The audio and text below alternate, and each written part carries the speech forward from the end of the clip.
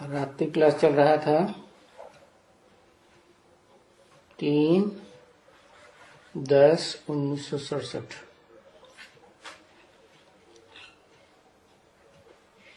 पहले पेज की दूसरी लाइन में बात चल रही थी कि बच्चों को मालूम है कि अभी कोई कृष्ण की मत नहीं है।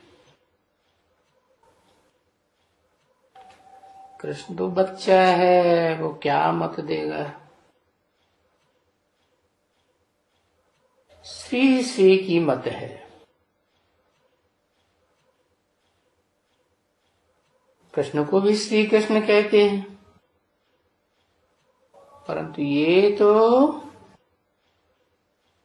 16 कला संपूर्ण कृष्ण से भी श्रेष्ठ डबल श्री की मत है। श्रेष्ठ बनाने के लिए तो बाप को श्री श्री कहते हैं। कृष्ण बच्चे को तो सिंगल श्री कहेंगे। इसलिए समझते हैं कि ये जो देवी देवताएं हैं उनको श्री कहते हैं। किसकी तरफ इशारा किया है? जो 16 कला संपूर्ण देवी देवताएं बनते हैं उनके लिए कहते हैं। इनके लिए श्री श्री नहीं कहते हैं। क्यों नहीं कहते?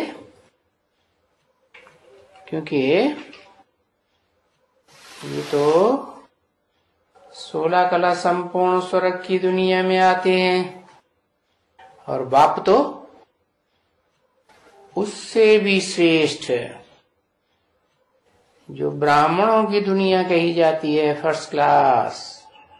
ब्राह्मणों की 9 कुरियां होती है ना, तो जो फर्स्ट क्लास कुरी है सूर्यवंशी, असल सूर्यवंशी।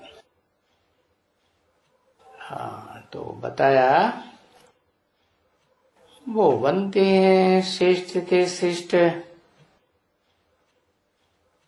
तो तुम मीठे बच्चे जानते हो अच्छी तरह से कि हम स्वर्ग के श्री देवी देवता बनते हैं।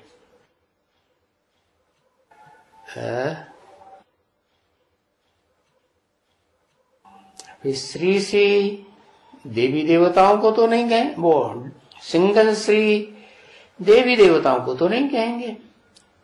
देवी देवताओं को भी बनाने वाला वो हुआ डबल श्री। फिर कभी बाबा बच्चों के लिए कहते हैं कि तुम श्रेष्ठ थे श्रेष्ठ देवता बनते हो, तो वो श्रेष्ठ थे श्रेष्ठ देवता क्या कहा जाता है? महादेव कहा जाता है। फिर कभी कहते हैं कि श्रेष्ठ थे श्रेष्ठ स्वर्ग के 21 जन्म के लिए पदमपति बनते हो।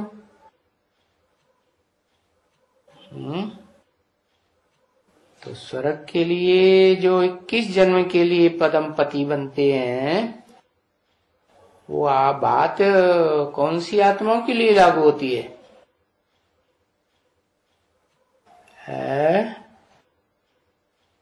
स्वर्ग। स्वर्ग तो उसे ही कहा जाएगा जो स्व माने अपनी आत्मा स्वर्ग में जाती है और वहां 21 जन्म लेती है। तो कैसे? सतयुग में तो 8 ही जन्म होते हैं। त्रेता में 12 जन्म होते हैं, परंतु जो सतयुग के 16 कला संपूर्ण लक्ष्मी नारायण हैं, वो 21 जन्म लेते हैं त्रेता में 13 जन्म होने के कारण। तो कहा कि पद्मपति बनते हो, क्योंकि बाप ने समझाया है कि वहां अनगणित धन होता है।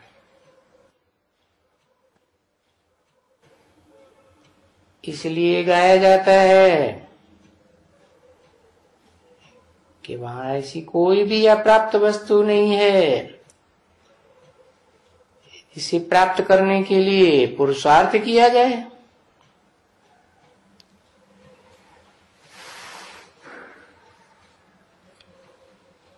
ये क्यों कहते हैं? क्योंकि तुम 21 जन्म का वर्षा पाते हो।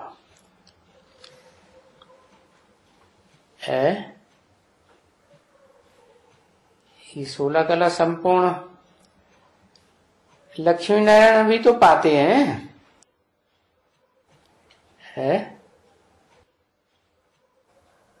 ये भी पाते हैं, तुम भी पाते हो, लेकिन 21 जन्म दोनों ही के होते हैं। तो फिर बस पीछे क्या होता है? एक तो यहां तुम समझ लेते हो कि हम भविष्य में 21 जन्म का वर्षा ही ले रहे हैं।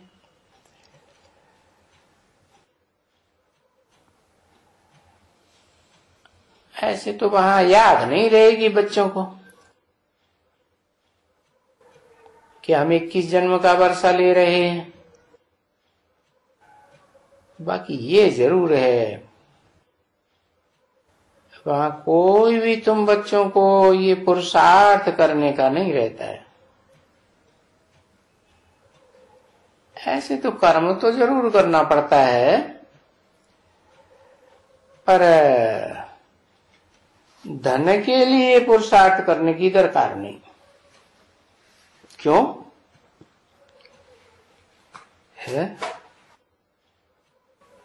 वहां पुरुषार्थ नहीं करते हो धन के लिए, तो धन कैसे मिल गया है?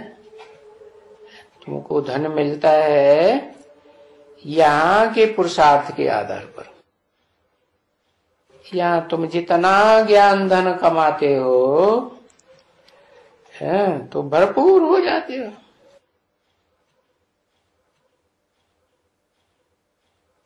क्यों भरपूर हो जाते हो और क्यों वहां धन कमाने की दरकार नहीं पड़ती? क्योंकि तुम्हें राजाई का वर्षा मिलता है, धन का भी वर्षा मिलता है, और वो अभी लेते हो। तो जबकि 21 जन्म का वर्षा लेना है, तो अभी क्या करना है? पुरुषार्थ भी ऐसा करना है? क्योंकि जो पुरुषार्थ कम करेंगे तो उनके जन्म भी कम हो जाएंगे, 21 जन्म भी नहीं लेंगे। और हम ऊंच से वर्षा लेते हैं, ऊंच ते ऊंच। अगर साहूकार भी बने तो कहेंगे ऊंच साहूकार बने, हमसे ऊंच कोई और साहूकार नहीं बने। राजा भी बने तो जितना पहले नंबर में आएंगे इतना अच्छे राजा बनेंगे।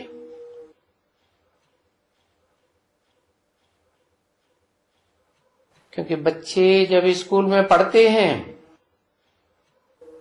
तो भी तो ये कोशिश करते हैं ना कि हम आगे नंबर में जावे।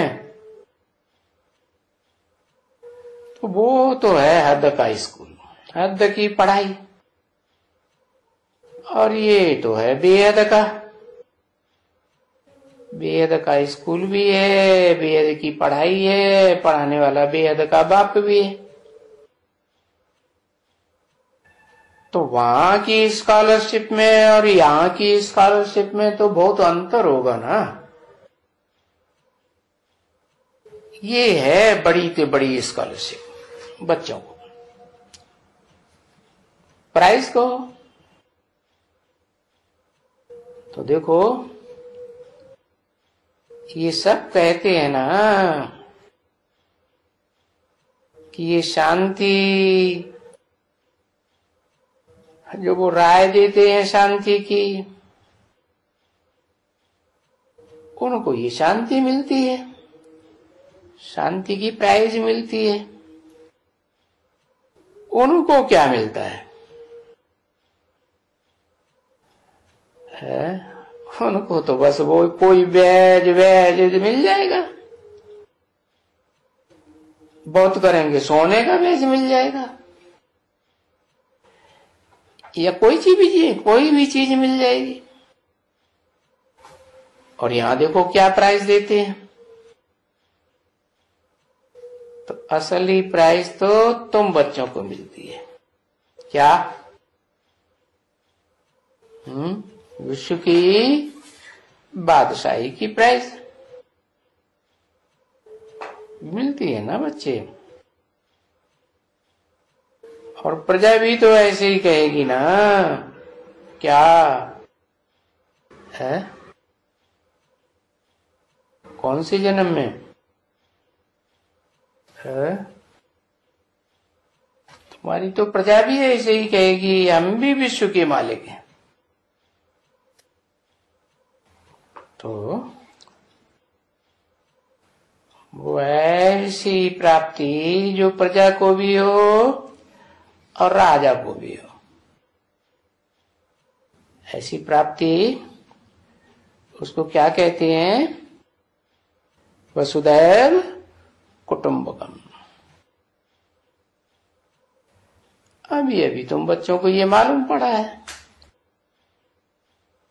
पहले तो पता ही नहीं था, कह देते थे ऐसे ही, यथा राजा तथा प्रजा। अब यहां इस दुनिया में यथा राजा तथा प्रजा कोई थोड़े ही हो सकता है। तुम तो बहुत बहुत सहज विश्व के मालिक बने थे, और तुम्हारे होते हुए भी कोई मनुष्य मात्र जानता नहीं है कि तुम कैसे बने थे। और विश्व किसको कहा जाता है?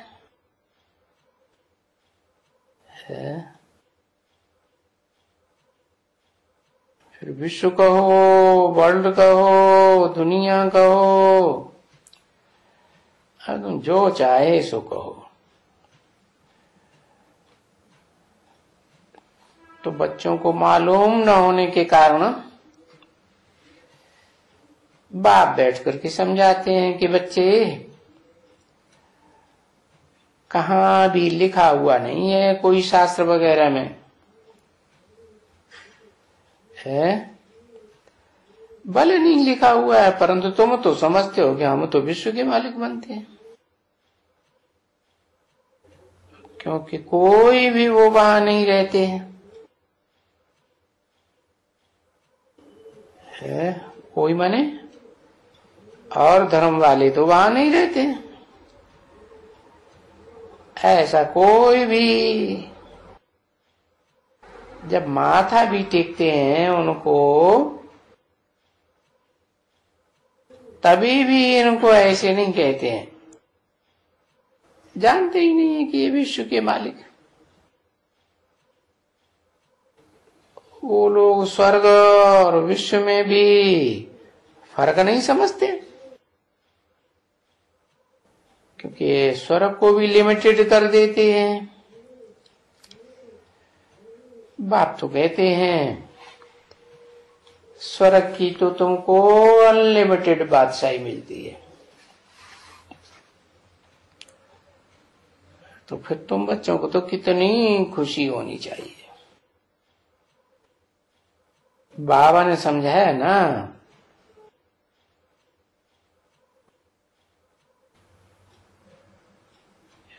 कि अतीन्द्रिय सुख की खुशी,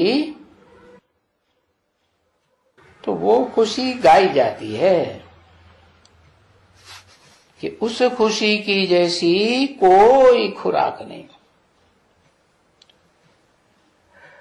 और वास्तव में तुमको खुशी होती है, क्योंकि खुशी तो तुमको होती है धन से, और ये अज्ञान काल में जो धन मिलता है उस स्थूल धन से तो और ही नुकसान खाते रहते हैं। तुमको तो वो धन मिलता है जो जन्म जन्मांतर काम आता है, और इस धन से वहां बहुत सुख है,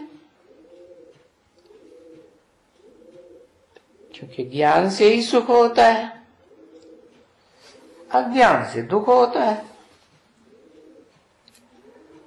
और तो प्योरिटी भी है तो पीस भी है, प्रॉस्पेरिटी भी है। तो अभी इस संगम युग में तुम बच्चों को ये पूरा मगज में बैठा रहता है कि बरोबर हम वो इम्तिहान पास कर रहे हैं,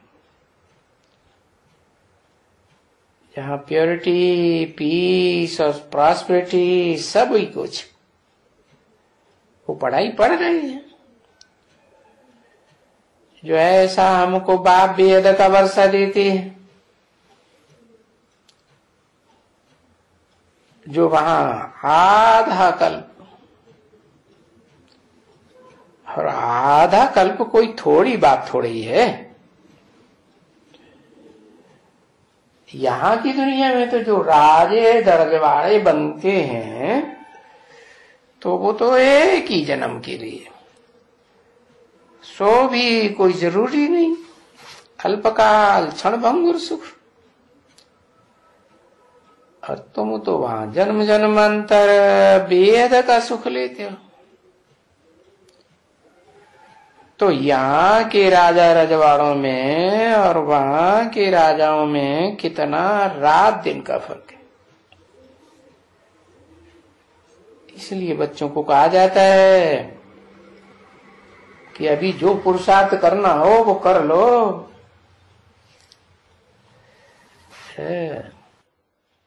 क्योंकि वहां जो जो पुरुषार्थ करते हैं उनको ही आना है। पुरुषार्थ नहीं करते हैं, अब पुरुष बने आत्मा, देह के अर्थ करते रहते हैं तो थोड़े ही पुरुषार्थ करेंगे उनको ही पाना। फिर रहमदिल बन करके औरों को भी पुरुषार्थ कराना है? किनके ऊपर रहमदिल बन करके? जो देह के लिए ही कर रहे हैं उनके ऊपर रहम करो, और फिर पुरुषार्थ ही पुरुषार्थ है। इस पुरुषार्थ को फारकती नहीं देना है। किसको देना है? देह अर्थ को फारकती देना है, क्योंकि अब तो नई दुनिया आने वाली है ना, वहां तो आत्मिक स्थिति होगी ना। पुरुष माने आत्मा, आत्मा आत्मिक स्थिति में टिकी रहेगी। तो अगर फारकती दी पुरुषार्थ के लिए तो जैसे बाप को भी फारकती दे दी, ऐसे फारकती देते हैं ना।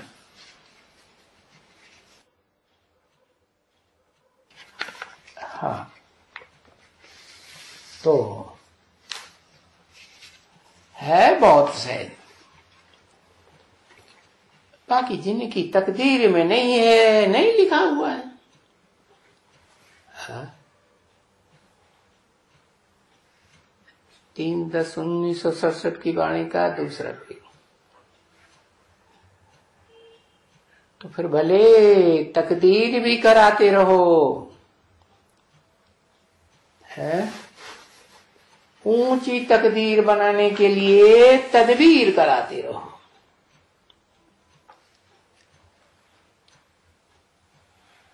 तो भी तकदीर नहीं है तो तदबीर बनाते बनाते फिर भी गिर पड़ते।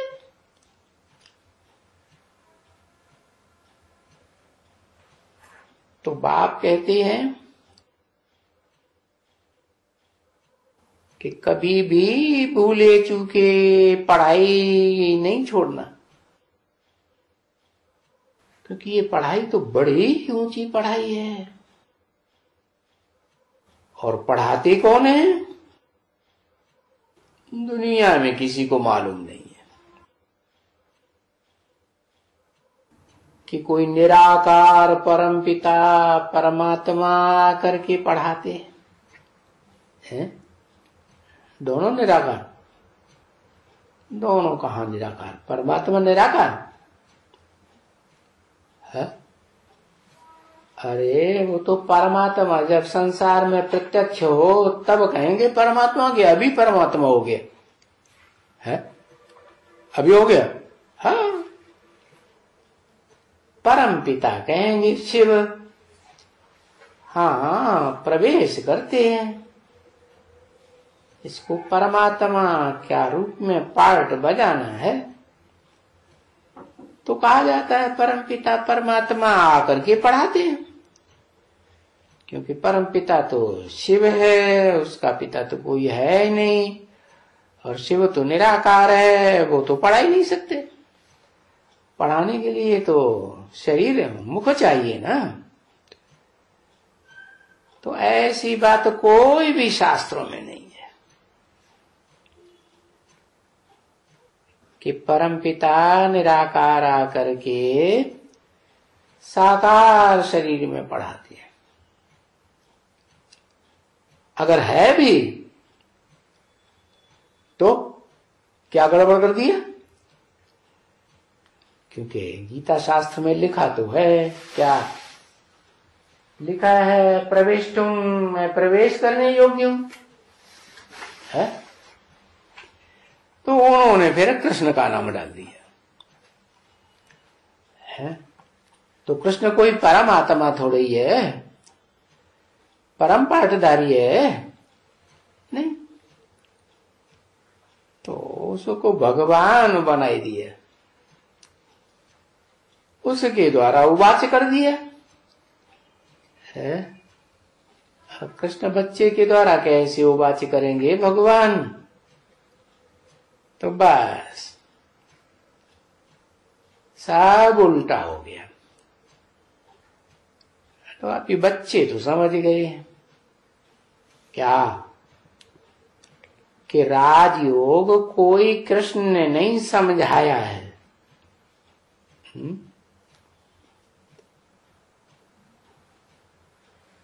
समझाने वाला कौन है? समझाने वाला निराकार परम पिता, जिसको कहते हैं सुप्रीम टीचर। वो बाप भी है, टीचर भी है, सदगुरु भी है। तो टीचर बन करके समझाया। अब कृष्ण ने समझाया। कृष्ण की आत्मा ने तो राजयोग सीखा ना है, और कृष्ण की आत्मा ने 84 जन्म लिया।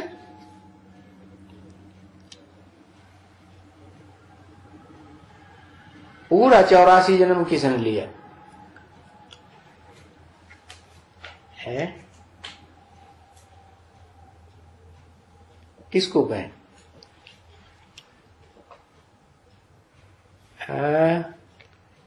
कृष्ण के बाप ने 84 जन्म और उसकी प्रजा ने नहीं लिया है? वो 84 जन्म नहीं लेती है, पूरा नहीं लेती।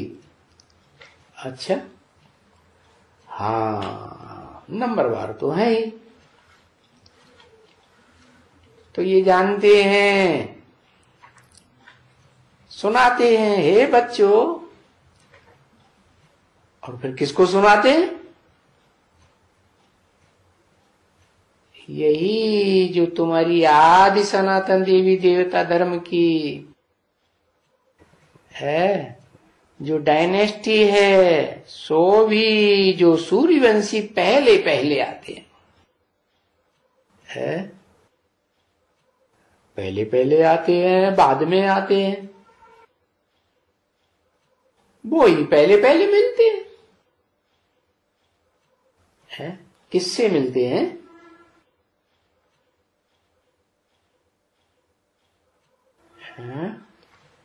जो सूर्यवंशी पहले पहले आते हैं वो ही पहले पहले बाप से मिलते हैं, और जो बाद में आते हैं, क्योंकि स्वर्ग में पहले जन्म में बाद में कहेंगे कि पहले कहेंगे? बाद में कहेंगे, तो वो पहले नहीं मिलते।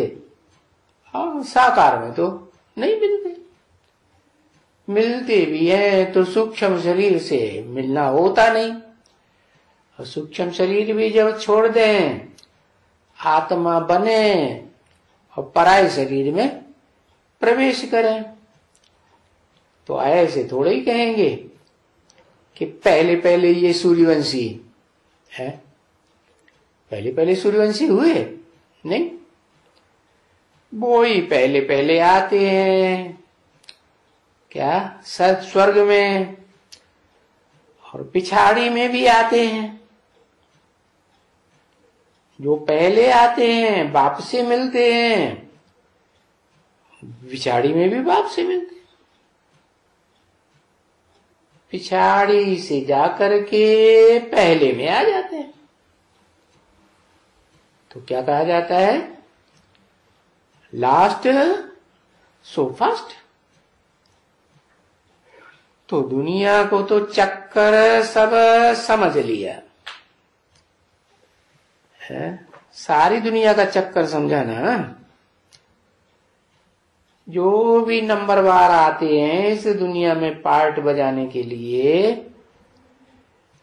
उनको फिर से नंबरवार पार्ट बजाना है। जिस नंबर में आए थे पहले उसी नंबर में आएंगे।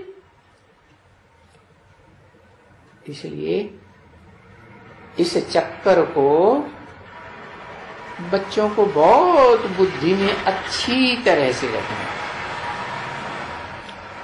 अच्छी तरह का क्या मतलब है? सीधा सीधा रख लें, सत्य को त्रेता द्वापर कलयुग संगम युग, तो नहीं चलेगा। अच्छी तरह माने क्या है? अच्छे से मनन चिंतन मंथन करके अपने 84 जन्म का सारा हिसाब जानना, उसमें भी ऊपर ये चक्कर को, जो सच सच 84 जन्म भोगते हैं, कौन?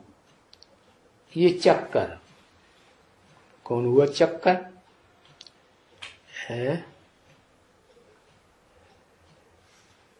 है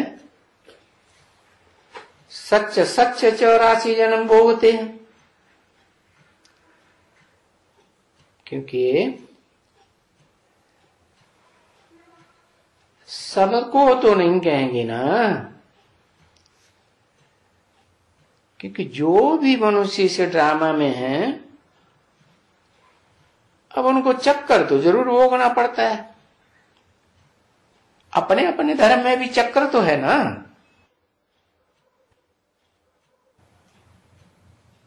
इसलिए गाया जाता है कि सृष्टि चक्कर खाती रहती है।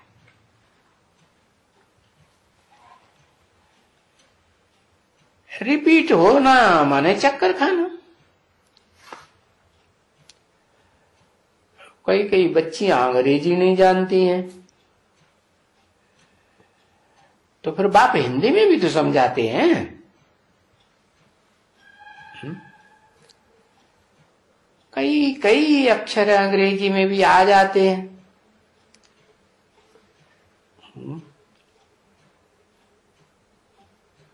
क्योंकि अच्छे अच्छे अक्षर होते हैं अंग्रेजी में।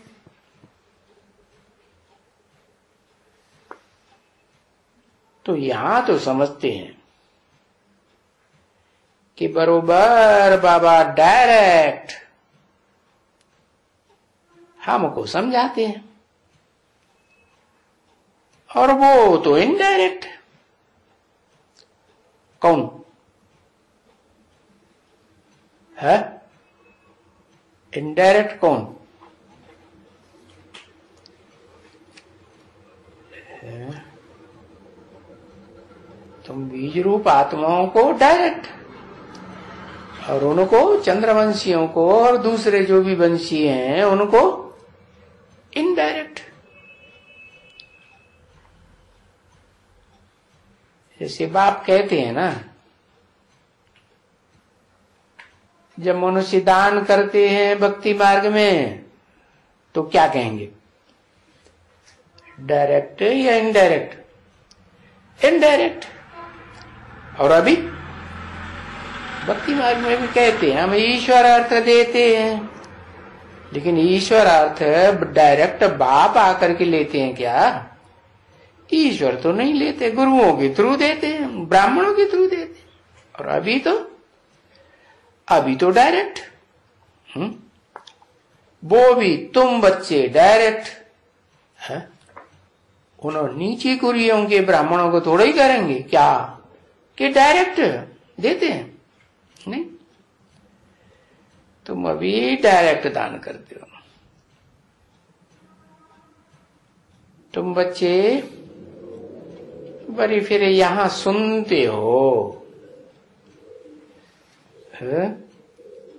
और वहां जो सुनते हो भक्ति मार्ग में वो भी इनडायरेक्ट है।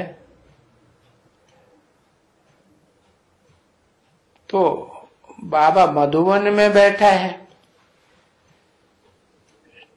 तो डायरेक्ट हुआ कि इनडायरेक्ट? डायरेक्ट हुआ। और बाबा दान मधुबन में नहीं बैठा है तो क्या हुआ? इनडायरेक्ट। अभी ऐसे नहीं समझना है कि बाबा आसमान में है। अरे अब आया है तो काम पूरा किए आसमान में चला जाएगा क्या है? तो वो का क्या समझते हैं, वो ब्राह्मण क्या समझते हैं जो नीची कुरी के हैं? ब्रह्मा बाबा ने शरीर छोड़ दिया तो क्या समझते हैं? हाँ, वो क्या समझते हैं? ऊपर है कि नीचे है? वो समझते हैं ऊपर है, आसमान में है। ऊपर में है नहीं, मधुबन में बैठा हुआ है। मधुबन किसे कहें? है मधुबन में मुरलिया बाजे, गाय नहीं ना। मुरलिया किसे कहें? है मुरलिया उसे कहें जो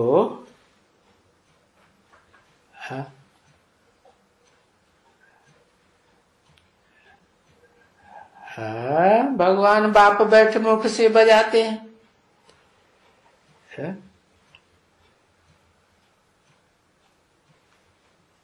तो वो कहेंगे कि इनडायरेक्ट। कौन वो है? सिर्फ दुनिया वाले नहीं, ब्राह्मणों में भी नीची कुरी के ब्राह्मण है, उनको कहेंगे इनडायरेक्ट मिलता है। तो समझा ना? वो तो कोई ब्राह्मणी द्वारा सुनेगा। कौन? जो नीची कुरी के ब्राह्मण होंगे वो ब्राह्मणी द्वारा सुनेंगे। कागज में बैठ करके मुरली सुनाएगी है। और यहां तो तुम कागज में बैठ करके पढ़ते हो, सुनते हो, कोई ब्राह्मणी से सुनते हो नहीं, तुमको तो बाप डायरेक्ट सुनाते हैं। और वो जो मुरली सुनाते हैं कागज में पढ़ करके, वो भी तो कोई लिखने वाली लिखती होगी ना, प्रिंट करती होगी ना, टाइप होती है। तो तुम टाइप की हुई मुरली सुनते हो? है? अरे ये टाइप की हुई नहीं है, झूठ बोलते है।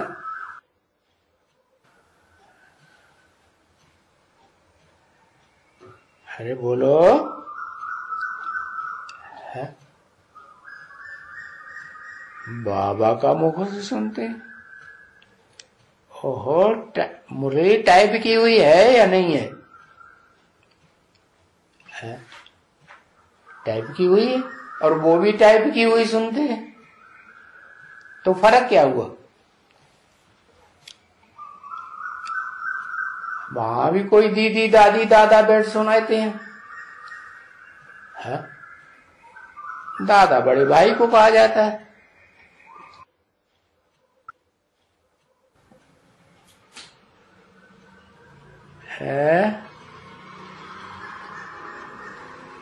इसमें और उसमें वो अंतर है कि वो जो सुनाते हैं उसमें हाँ वो ही पुरानी पुरानी बातें, और यहाँ तो कोई न कोई नित नया पॉइंट तुम सुनते हो। वो जो दीदी दादियां सुनाती हैं, ब्राह्मणी सुनाती है, वो पुराने पॉइंट ही सुनाएगी कि नया पॉइंट भी सुनाएगी? नहीं। तो जो डायरेक्ट सुनते हो, तो ये ड्रामा को भी पूरा डायरेक्ट नहीं कहेंगे। क्या ये डायरेक्ट पूरा ड्रामा को नहीं कहेंगे? मतलब ये पूरा जो ड्रामा है 5000 साल का, इसको डायरेक्ट कहेंगे? क्यों? क्योंकि शिव बापा तो संगम युग में आते हैं ना, हर युग में थोड़े ही आते हैं। जैसे और धर्म पिता 100 साल में आते हैं, धर्म स्थापना करके काम पूरा करते हैं, है? फिर वो तो इसी दुनिया में जन्म लेते रहते हैं। और ये सुप्रीम सोल बाप, ये तो सिर्फ संगम में आते हैं, और फिर पूरा ड्रामा में थोड़े ही बैठे रहते हैं कि डायरेक्ट तुमको सुनाते रहेंगे। तो फिर जब वो निकलेगी, है क्या बोलते हो ना, नया निकलेंगे, है? किसी ने कहा टेलीविजन निकलेंगे। हाँ, टेलीविजन, हाँ टेलीविजन, तब भी फिर तुम डायरेक्ट सुन सकते हो टेलीविजन से। क्या है? टेलीविजन में डायरेक्ट कैसे सुन सकते हो? वो तो टेलीविजन के द्वारा सुनेंगे, डायरेक्ट कैसे? हाँ, टेलीविजन में हाव भाव सारा ज्यों का त्यों सुना ही पड़ेगा ना। तो फिर जब समय आवेगा तब सुनेंगे। अब ये तो वो तथाकथित ब्रह्मा कुमारियां क्या सुनाती है टेलीविजन के बारे में? जब बाबा बोलते हैं कि टेलीविजन में निकलेगा, तुम डायरेक्ट सुनेंगे, बाबा मुरली चलाए रहे हैं, तो क्या कहती है इसका जवाब? कोई पूछे कि बाबा ने तो शरीर छोड़ दिया, अब टेलीविजन में डायरेक्ट कैसे सुनावेंगे? हाँ, अव्यक्तवाणी, अव्यक्तवाणी, अव्यक्तवाणी कौन सुनाता है? अव्यक्तवाणी सुप्रीम टीचर सुनाता है, सुनाता है? नहीं, वो तो ज्ञान की वाणी थोड़ा ही कहेंगे। ज्ञान तो है जो ओरिजिनल ज्ञान है, जो कभी खूटता नहीं, जिसके पास अखूट ज्ञान का भंडार है, वो तो शिव ही सुनाते हैं। बाकी अव्यक्त वाणी वो तो गुलजार दादी के द्वारा, स्त्री चोले के द्वारा चलती है। शिव बाप तो कभी है कन्या के तन में प्रवेश करते हैं नहीं, शिव बाप तो अपवित्र तन में आते हैं, अपवित्र वाणी सुनाते हैं। तो बताओ, अभी कोई और डायरेक्ट सुन सकते हैं सिवाय तुम्हारे? हो सकता है? नहीं हो सकता। बाबा बैठ करके सुनावे और ढेर सुन सके मनुष्य है, क्योंकि उस समय में वाणी भी ऐसी होगी। क्या? किस समय में? किस समय की तरफ इशारा किया? जब टीवी निकलेगी और टीवी में बाबा सुनावेंगे डायरेक्ट, तब वाणी भी ऐसी निकलेगी। कैसी है? जो हर कोई मनुष्य समझ जाएगा, इतनी खुली हुई वाणी है। माने अभी जो वाणी चल रही है वो उतनी क्लियर नहीं चल रही है जो हर मनुष्य समझ जाए। तुम बच्चे तो समझते हो, तो ये तो वेद का बाप ही है जो समझाते हैं। क्या है? अभी भी समझाते हैं, और टेलीविजन निकलेगा तब भी बाप ही समझाते हैं। ऐसा और तो कोई समझा ही नहीं सकता। कैसा? जैसा बाप समझाते हैं और सारी दुनिया समझ जाती है, मनुष्य मात्र समझ जाते हैं। लेकिन टीवी में सुनेंगे, है? टीवी में डायरेक्ट कहेंगे, है? डायरेक्ट तो उनको कहेंगे जहां बाप साकार तन में, भले टीवी में नूद हो रहा है, तो जो सुनेंगे उनको कहेंगे कि हाँ टीवी में। तो बताया, बाप को अभी याद करना है, तब ही विक्रम विनाश होने का है। क्योंकि बाप ने समझाया है कि प्राचीन भारत का राजयोग यानी याद की यात्रा।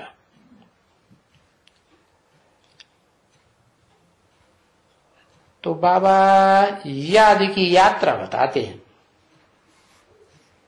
ये याद की यात्रा कोई शरीर से नहीं होती है। कैसे होती है? हाँ, मन बुद्धि जो आत्मा है ना, जो जन्म मरण के चक्र में आने वाली आत्माएं हैं, है? जिनको मन है, वो अनेक जन्म या एक जन्म लेने वाली आत्माएं मन बुद्धि से याद करती है। तो इसको यात्रा कहा जाता है, आत्मा की यात्रा। वो उन योगियों का तो, जो हठ योगी हैं, उनका तो हठ योग है। क्या? शरीर को तकलीफ देते हैं। ये तो शास्त्र बनाने वालों ने ये योग निकाला है। किससे योग लगाते हैं? वो किससे योग लगाते हैं? किसको याद करते हैं? वो तो जड़ा मूर्तियों को याद करते हैं, है? और तुम कहो तो चैतन्य। तो वो मनुष्य तो सभी योग करते रहते हैं। फिर बाबा कहते हैं ये तो याद की यात्रा है, क्योंकि याद से तुम जा रहे हो। कहाँ है? नई दुनिया में। वैकुंठ में जा रहे हो, वो भी तुम जा रहे हो। तो जब लोग ये योग कहते हैं तो ये ऐसे नहीं समझते हैं कि हम जा रहे हैं ना। अभी योग अक्षर तो बिल्कुल कॉमन हो गया। और ये याद की यात्रा है, ये तो यात्रा है ना बच्चे। किसकी यात्रा है? आत्मा की यात्रा है। ये कोई देह की जिस्मानी यात्रा नहीं है।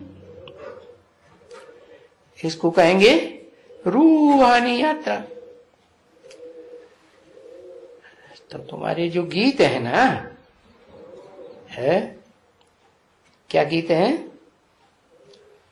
रात की राही थक मत जाना। तो उस यात्रा पर थक मत जाओ। है? वो थक जाते हैं यात्रा करते करते, तो आंखें बंद हो जाती, होते ही नहीं। कोई की ज्यादा, कोई की कम।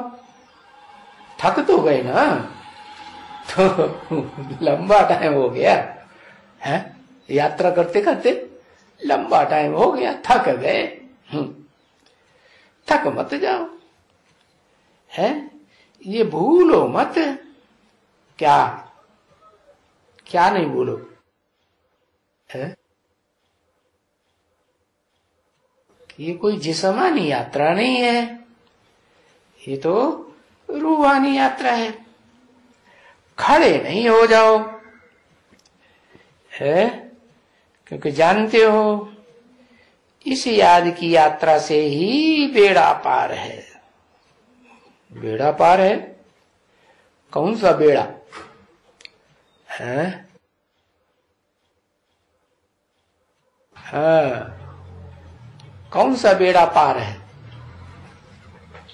हैं? कौन से बेड़े में बैठे हो? बेड़ा कहते हैं नाव को, है? जहाज को बेड़ा कहते हैं। तो कौन सा बेड़ा पार है? जिस जेड़े पे बैठते हैं, बैठ के पार जाते हैं, है? अरे हाँ, ये जो बेड़ा कहो, उसको धनुष कहो, उसको चाप कहो, उसको नाव कहो, क्या क्या कहते हैं? बड़े ते बड़ा चंद्रकांत वेदांत कहो। उस पर बैठ के पार जाते हो ना। उन्होंने फिर लिख दिया है अपने अपने गुरुओं के लिए, नानक चाप जहाज है। अरे यही चढ़े उतरे पार नर, बूढ़ सकल संसार, सारी दुनिया डूब जाएगी। अरे सिख लोग पार जाते हैं, है? नहीं जाते? अच्छा, सिख धर्म में कन्वर्ट होने वाले पार जाते हैं, हैं? जब सिख धर्म में कन्वर्ट होते हैं वो भी तो देवात्माएं बनते हैं ना, तो पार नहीं जाते? जो बीज रूप आत्मा है वो भी पार जाती, जो आधार मूर्त आत्मा है वो भी पार जाती। स्वर्ग में तो जाती है ना, नरक के उस पार है ना स्वर्ग। हाँ, तो उस पार जाना है। तो तुम तो देखो चलते जाते हो, है? चलते चलते जा रहे हो। तो इसलिए बाबा याद के लिए बच्चों को बहुत ही सावधानी देते रहते। याद की यात्रा जिसमें तुम बच्चों को थोड़ी बहुत ये तूफान लगते हैं,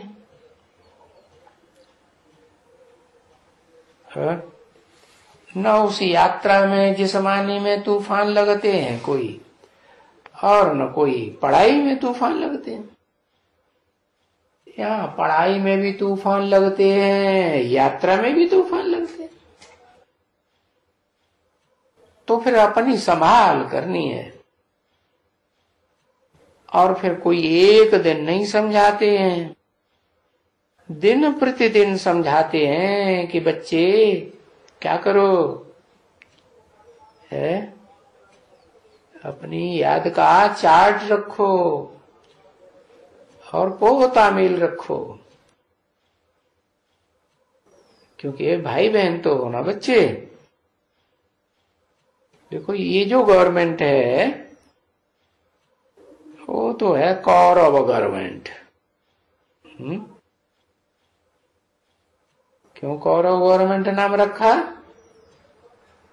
क्योंकि चिल्लाते रहते हैं हम राम राज्य लाएंगे। गांधी जी भी क्या कहते थे? राम राज्य लाएंगे।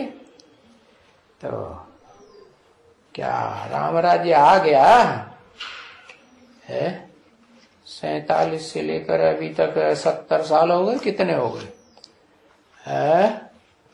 कितने साल हो गए? 70 साल होने को आए, राम राज्य आया? नहीं आया। क्योंकि ये तो कौरव गवर्नमेंट है। ऐसे ही चिल्लाते रहते हैं, जैसे कौए काव काव करते हैं है? और कोई स्वर्ग तो नहीं बनता। वो समझते हैं ये 5 स्टार होटल बनाए हैं, बढ़िया बढ़िया 36 प्रकार के भोजन मिल जाते हैं, तो ये कोई स्वर्ग बन रहा है। लेकिन स्वर्ग में तो जो भी होते हैं वो सब एक जैसा बढ़िया भोजन खाते हैं कि कोई घटिया खाता है। हाँ, सब सुखी होते हैं। हाँ। तो ये भी देखो, सभी पढ़े लिखे बहुत हैं वहां। कैसे कैसे पढ़े लिखे है? कोई MP, कोई MLA, ये भी धंधे पैसे के लिए वहां भागते हैं। क्या MP बनेंगे तो खूब कमाएंगे कि नहीं? MLA बनेंगे तो भी खूब कमाएंगे। तो किस लिए बनते हैं MP और MLA? क्या वो सेवादारी कहेंगे? नहीं, सेवादारी तो तुम हो ना, समझा?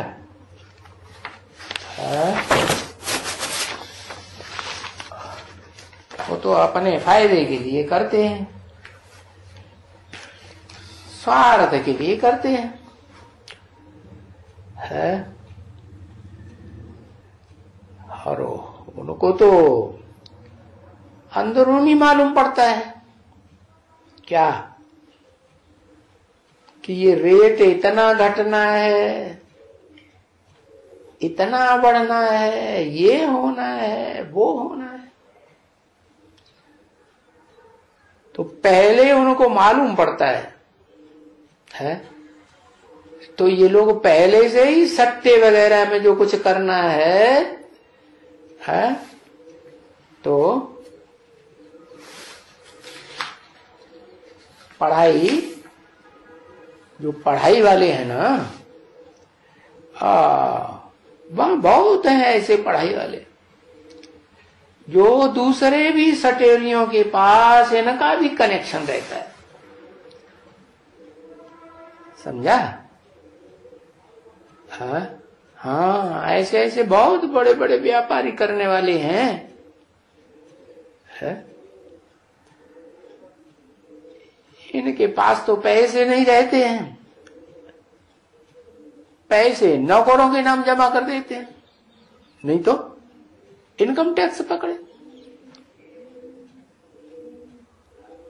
बाकी ये है कि सरकारी गवर्नमेंट के नौकरों के पास इतना पैसा नहीं होता है जितना इन सटोरियों के पास होता है।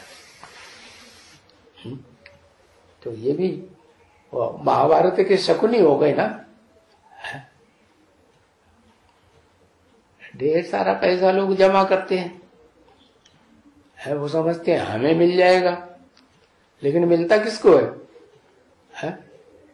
जो सटोरियों का धंधा करने में एक्सपर्ट हैं उनको मिलता है। तो वो पैसा भी कमाते हैं व्यापारियों के थ्रू, समझा ना? वो बड़ा व्यापारियों से ये भाव रख देते हैं, बताते हैं देखो अभी गवर्नमेंट का ये गजट निकलता है, उसमें ये भाव है और ये बदल सदल है। तो फिर उनको सुनाते हैं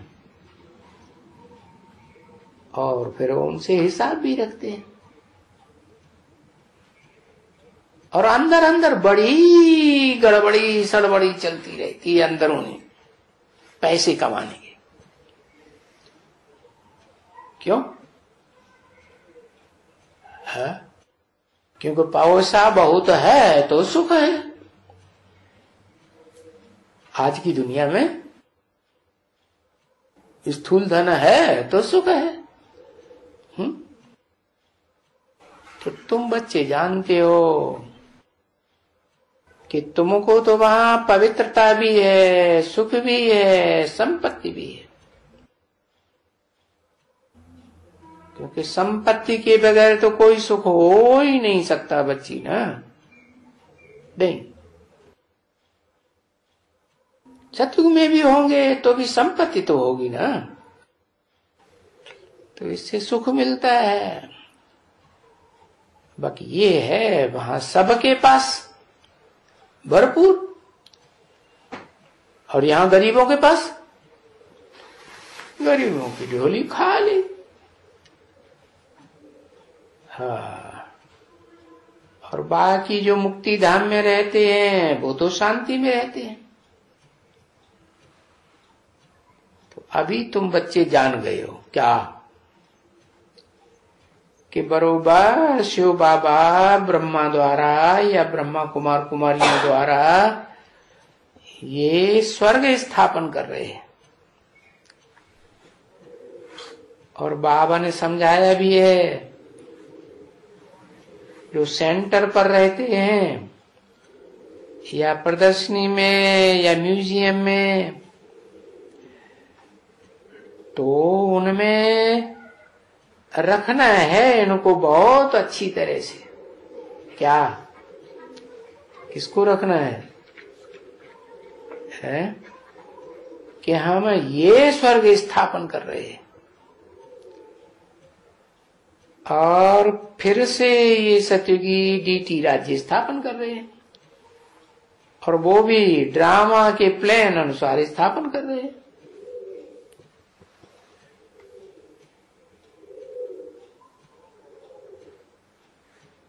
को बहुत ही स्लोगन और हंगामा क्लियर लिखत में निकाल करके फिर आस्ते आस्ते धीरे धीरे सारा विलायत में जाएगा।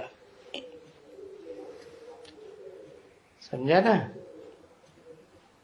ये जो तुम्हारा चित्र है ना, ये चित्र है अमेरिका की जो लाइफ अखबार है ना, एक है, और वो अखबार बड़ी नामी ग्रामी है। उनमें भी ये चित्र चले जाएंगे। ये लाइफ में डालने के लिए तो बरसों से ख्याल हो रहा है?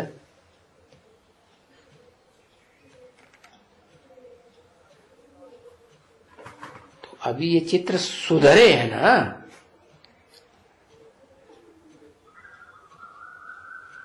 तो अभी ये चित्र सुधरते हैं, तो इनका अर्थ आप ही कोई पढ़ने से समझ जाएगा। ऐसे ऐसे चित्र अभी लिखत वाले बन रहे हैं। ओम